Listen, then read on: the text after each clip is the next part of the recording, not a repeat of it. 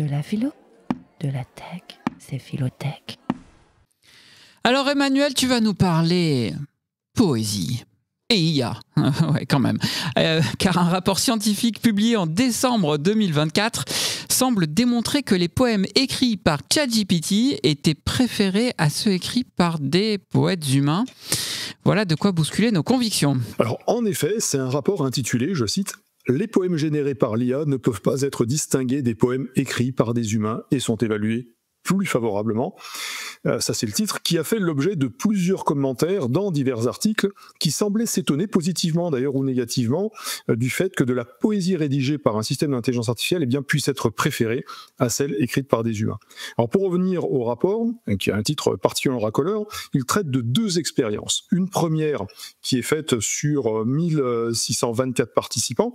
Alors les auteurs ont choisi 5 poèmes parmi 10 rédigés par des grands auteurs célèbres dont Shakespeare, T.S. Eliot, Emily Dickinson ou encore Dorothea Lasky, et ils ont également fait générer 5 poèmes à la façon de chaque poète par ChatGPT 3.5.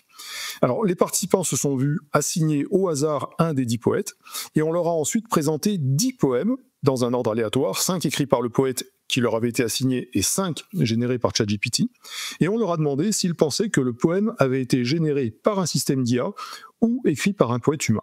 Ok, la scène est bien plantée, mais alors qu'est-ce que nous révèle cette étude finalement ? Eh bien principalement que les participants n'ont été capables de différencier des productions humaines de celles de ChatGPT qu'à hauteur de 46%.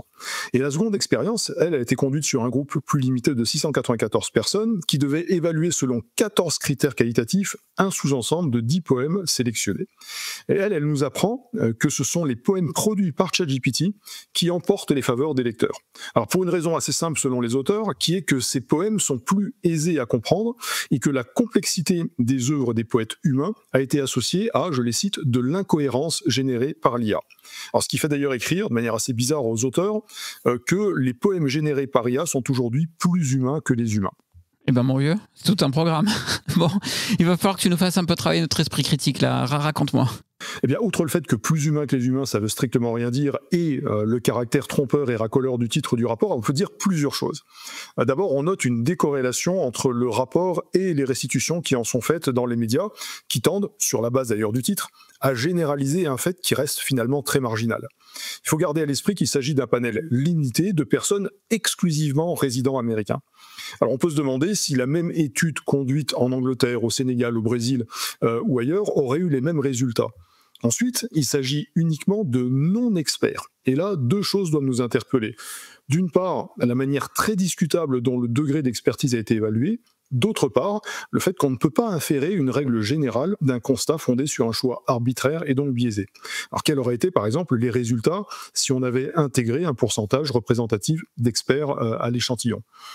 Autre point, la communication et le langage sont des armes redoutables qui peuvent influer sur les perceptions. La restitution faite par les médias, comme le rapport lui-même d'ailleurs, sont à la fois les produits et les transmetteurs de perceptions biaisées, comme le fait par exemple de comparer l'intelligence humaine et l'intelligence artificielle sans autre définition de ce que ces deux syntagmes recouvrent, mais aussi de considérer que la première est nécessairement supérieure à la seconde. Par ailleurs, on ne sait pas précisément quels sont les poèmes retenus et quel est leur impact sur l'étude. On peut donc se demander si des poèmes plus simples d'autres auteurs célèbres n'auraient pas abouti à un résultat totalement différent. Enfin, je note qu'à part un critère d'évaluation concernant la qualité émotionnelle, la dimension esthétique n'est pas mentionnée comme un facteur déterminant les choix des participants. Là aussi, j'y vois un biais consistant à vouloir rationaliser et expliquer par la science, ce qui peut parfois relever simplement d'une évaluation esthétique fondée sur un irrationnel émotionnel. Bref, avant de s'alarmer ou de se réjouir d'une supposée suprématie poétique des systèmes d'IA, il est important de prendre du recul, de lire le rapport, et surtout, de faire preuve d'esprit critique sur ce que l'on nous dit et comment on nous le dit. French Tech, esprit critique pour Tech éthique.